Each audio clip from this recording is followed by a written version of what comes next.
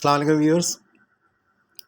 ये हमने कुछ एक सिलसिला शुरू किया वीडियोस का, जिसके अंदर हम जो अपने ग्रुप के अंदर हमारे ऐसे लोग हैं जो बिल्कुल न्यू हैं, उनको जब चार्ट डालते हैं तो उनको वैल्यू समझ में नहीं आती क्या चीज़ है। अच्छा, हमारे इसको डालने का एक मकसद ये है कि जो लोग टेक्निकल एनालिसिस नहीं जानते, कुछ नहीं जानते, तो उनको एक हल्की सी क्लू मिल जाए कि मार्केट का क्या रुझान है और कहाँ उन्हें बाय करना चाहिए, बजाय इसके कि कोई किसी के कहने पे परचेज़ किया जाए। ठीक है, तो इन वैल्यूज़ को समझाने के लिए, क्योंकि ये पॉइंट्स उनको समझाना ज़रूरी है, क्योंकि जब हम डालते हैं तो कुछ लोगों का है कि इससे हमें कुछ समझ में नहीं आता कि हम कब ख़रीदें। मेन इशू तो ये है कब सेल करें। ठीक है, तो उसके लिए दो ही चीज़ें हैं। एक तो जो मार्केट में काम कर रहे हैं उनको अपने एक सिस्टम का, इस लॉक सिस्टम का पता है कि यार इसमें 10% या 7%, 5% के ऊपर लॉक वगैरह भी लगते हैं। ठीक है, डायरेक्शन के साथ। वो अब आप जो स्टॉक मार्केट में इसमें काम कर रहे हैं उनको ज़्यादा पता है, जिन्होंने शेयर लिए हैं। ठीक है, और उस जो लॉक लगता है वो अगर 10% है तो उससे हम आइडिया लगा सकते हैं कि इसकी डायरेक्शन जो है अगर ऊपर की तरफ जा रहा है और हमें पता चल जाता है तो यार अगर 400 से उसने 10% जाना है तो वो 440 जाएगा। इस जगह के ऊपर वो 440 जाता है या नहीं जाता, ठीक है, वो उसके लिए हमने ये लाइनें लगा रखी। ठीक है, रेड लाइंस नज़र आ रही हैं, एक ये लाइन है, एक ये लाइन है, एक ये लाइन है, एक ये लाइन। ठीक है, तो इस सिस्टम में ट्रेड करने के लिए जो ग्रुप के अंदर लोग हैं उनको हमने ये बताया हुआ है कि ये उन लोगों के लिए फ़ायदेमंद है जो कि शॉर्ट टर्म काम कर रहे हैं। कोई इसके कि वो मेरे इंतज़ार करें कि ये किस हाई वैल्यू पे पहुंचेगा तो उसको सेल करें। ठीक है, जो भी एक हाई वैल्यू बनती है, इसका टारगेट वैसे 600 प्लस हैगा, 606। जी जी, आज नहीं तो कल इसने वहाँ तक पहुँचने की कोशिश करना है। ठीक है, लेकिन हमारे ग्रुप के अंदर जो हमने लोगों को बताया हुआ वो इसकी ऊपर नीचे जाने के अंदर हमने कैसे अर्निंग करनी है और उसके लिए हमने कब ख़रीदना है और कब सेल करना है, उस पर्पस के लिए चार्ट डालते हैं। तो उसके लिए सबसे ज़रूरी है कि हम एक इसमें टारगेट डिफ़ाइन कर लें अपना प्रॉफिट का, कि यार हमें इसके अंदर अगर 10 रुपये का भी प्रॉफिट मिनिमम रखें कि 10 रुपये प्रॉफिट हो तो हमने जो परचेज़ किया उसे सेल कर दें। ठीक है, लेकिन अब उसको इस वक्त सेल करना है या नहीं करना, 10 की बजाय 20 हमने अर्न करना है या नहीं करना। ठीक है, उसके लिए ये लाइन है, ये रेड लाइन नज़र आ रही है, 1 2 3 4 5, इन पे वैल्यूज़ लिखी हुई हैं। फ़र्ज़ करें कि हमने यहाँ परचेज़ किया उसको 396, अब ये उससे नीचे जाएगा या नहीं जाएगा, उसके लिए हमें हेल्प करेगा आपका लॉक सिस्टम कि वो 10% की रेंज के अंदर आता है। ये अगर ये 419 416 से नीचे आया है तो इसमें अगर मैं $40 ऐड करूँ, ठीक है, 40 रुपीज़ ऐड करूँ कि 400 ही समझ, 416 से अगर नीचे आया तो ये तकरीबन 41.6 बनेगा कि यार ये तो इसका एक्सपेक्टेड टारगेट है कि इसने नीचे जाना है, तो उसको माइनस करेंगे तो 368 370 समथिंग ऐसा कुछ फिगर आएगा।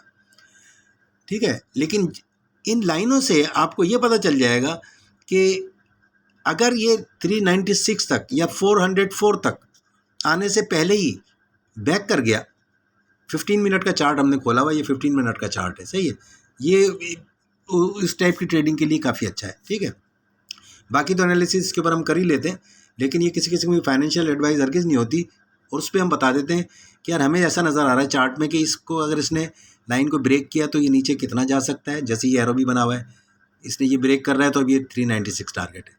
ठीक है, तो हमने कब बाई करना है, ये 396 पर जब पहुंचेगा, ठीक है, तो बहुत बेहतरीन पोजीशन है।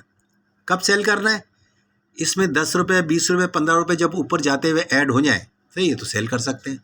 लेकिन आप देख रहे हैं कि ये और ऊपर जाएगा, वो कैसे, कि फ़र्ज़ करें कि इसने यहाँ से स्टार्ट लिया और ऊपर वाली लाइन को उसने ब्रेक करके इसके ऊपर क्लोज हो गया, तो अब नेक्स्ट टारगेट क्या हो जाएगा हमारा, ये वाली लाइन, रेड लाइन। ठीक है, फिर ये ऊपर इसका टारगेट क्या बनेगा, ये छोटी वाली लाइन, इसको ब्रेक करेगा। अब मार्केट देख रहे हैं आप 15 मिनट के अंदर जो है 1 घंटे में 4 कैंडल बनती हैं और 8 घंटे के हिसाब से आप लगा रहे हैं, ये तकरीबन 48 कैंडल्स 32 कैंडल्स बनेंगी। उसी में आपका प्रॉफिट की लिमिट आ गई, तो आप देख रहे हैं कि मैं इसको 10 रुपये ऊपर हो गया सेल कर दूँ, नहीं, आपको नज़र आ रहा है कि ये तो और ऊपर जा रहा है, वेट कर लें आप, और ऊपर जा रहा है वेट कर लें, तो उस वक्त आपके 10 की बजाय 20 अगर आपको मिल जाते हैं तो आप सेल कर दें उसको। ठीक है, क्योंकि जब ये एक लाइन को टच करता है तो इसका टारगेट ऊपर की लाइन होता है, जब ऊपर की लाइन टच कर लेता है तो ये ज़रूरी नहीं है कि तोड़ता हुआ ऊपर निकल जाए, वो फिर दोबारा बैक आने की कोशिश करता है। तो हर जगह वो कम से कम 1 या 2 दफ़ा ट्राई करता है, ठीक है, और उसके बाद अपनी डायरेक्शन चेंज करता है। उसकी एग्जांपल मैं दे देता हूँ यहाँ पर कि ये देखें, ऊपर की लाइन को उसने ब्रेक किया, नीचे वाली लाइन, ये रेड लाइन नीचे वाली यहाँ नज़र आ रही है, रेड लाइन, इसको टच करके ये डायरेक्ट नीचे नहीं आया इस लाइन की तरफ, बल्कि ये ऊपर चला गया। जब ऊपर गया तो इसका समझ लो एक टच ये बना था और ये सेकंड टच है, तो ये 431 पे बना है, और ये अगर आपको देखते हैं जगह तो 420 पे खड़ा हुआ है, ठीक है। तो ये 11-12 रुपये का प्रॉफिट यहाँ हमारा बन चुका है। हम जाके उसको इधर बाय करते उधर सेल कर देते, क्योंकि इसने ब्रेक नहीं किया था, ठीक है। और ये नीचे करके, ये एक छोटी सी एग्जाम्पल है इन लाइनों का मकसद, और हमने कब ख़रीदना और कब बेचने के अंदर आपका जो लॉक सिस्टम है वो ये डिसाइड करता है, हेल्प करता है कि यार ये तो वापस जा रहा है, क्योंकि इसका टारगेट 10% की बजाय हो सकता है इसने 5% पे ही वापसी शुरू कर दी हो, बैक जाना शुरू कर दिया हो, तो ये कंफर्म करेगा कि यार यहाँ से मुझे बाय कर लेना चाहिए। और ऊपर जाके आप सेल करने के लिए आपकी लिमिट है, क्योंकि इसका टारगेट 454 होगा, पहला टारगेट 448 और उसके बाद 454। वो आप लाइनों को देखते जाएँ कि अगर, क्योंकि लाइन को जब ऊपर टच करता है तो नीचे भी आता है, ठीक, वो दोबारा ख़रीदा जा सकता है। इस लॉजिक को आप समझने की कोशिश कीजिएगा।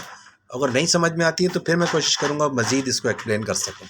हमारा मकसद सिर्फ उन लोगों के लिए है जो हमें रिक्वेस्ट करते हैं कि जो है कोई कब बाय करें और कब सेल करें, उस पर हम एजुकेट कर रहे हैं, जिनको ये नहीं पता कि क्या टेक्निकल एनालिसिस होता है और क्या कैंडल स्टिक है और क्या फ्लाई लाइन है, जो है यही हम कोशिश कर रहे हैं इसके ज़रिए किसी को हम समझा सकें। ठीक है, बहुत शुक्रिया आपका, थैंक यू वेरी मच।